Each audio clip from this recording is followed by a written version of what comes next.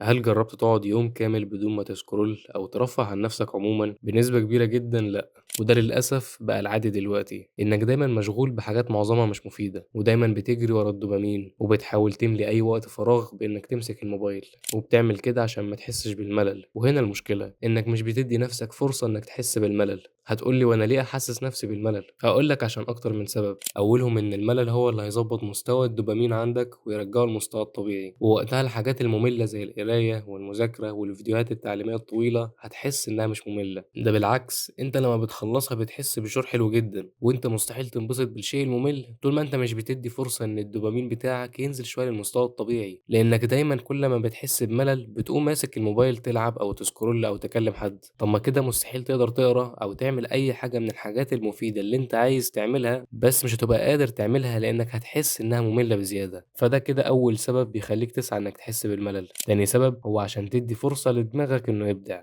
هل عمرك جاتلك فكرة جديدة أو اكتشفت حل المشكلة وأنت قاعد بتسكرول أو شاغل نفسك؟ يكاد يكون مستحيل. دايما الأفكار الإبداعية وحلول المشاكل كلها بتيجي لما بتكون مش مشغول فكريا، سواء وأنت مش بتعمل حاجة خالص أو وأنت بتعمل حاجة مش محتاجة تركيز زي المشي. هنا هتجيلك فعلا حلول المشاكل اللي بتواجهها، وهتجيلك الأفكار الإبداعية اللي لما تشتغل عليها هتنجح في مجالك إن شاء الله. تالت سبب يخليك تسعى للملل هو عشان تعيش الحياة الحقيقية. أنت مستحيل تحس بجمال الحياة الحقيقية طول ما أنت مش بتشيل عينك من على الشاشة. ومثال على الموضوع ده، اتنين طالعين رحلة، واحد طول الرحلة ماسك الموبايل سواء بيكلم صحابه أو قاعد بيصور أو بيقلب في التليفون، والتاني ممسكش تليفونه طول الرحلة وعايش فعلا كل لحظة في الرحلة دي. السؤال بقى، مين فيهم انبسط بالرحلة أكتر؟ أكيد اللي ممسكش تليفونه خالص، وأكيد اللي كان شاغل نفسه بالعالم الافتراضي ما انبسطش بالتاني اللي كان عايش فعلا كل لحظة. ونفس الحاجة بتنطبق عليك، أنت حاسس إن حياتك مش حلوة عشان أنت عايشها غلط، مش بتدي فرصة لنفسك إنك تعيش فعلا، دايما مشغول بحاجات معظمها حاجات تافهة ومش مهمة. فرجاء ما تمسكش موبايلك كل ما تحس إنك زهقان، وما تشغلش نفسك بحاجات مش هتفيدك زي الترندات وحاسس نفسك بالملل. ومش شرط إنك تقعد ما تعملش حاجة خالص، تقدر تعمل أي حاجة عادي، بس بشرط إن ما يكونش فيها دوبامين كتير زي المشي أو القعدة في البلكونة، لأن ده هيدي فرصة لمخك إنه يرجع لحالته الطبيعية عشان فعلا تقدر تعيش الحياة صح، وتقدر وقتها إنك تستمتع بالشغل وما تحسش بالملل وإنت بتعمل الحاجات المفيدة ليك، وبالتالي ده هيساعدك بعد كده إنك تنجح إن شاء الله.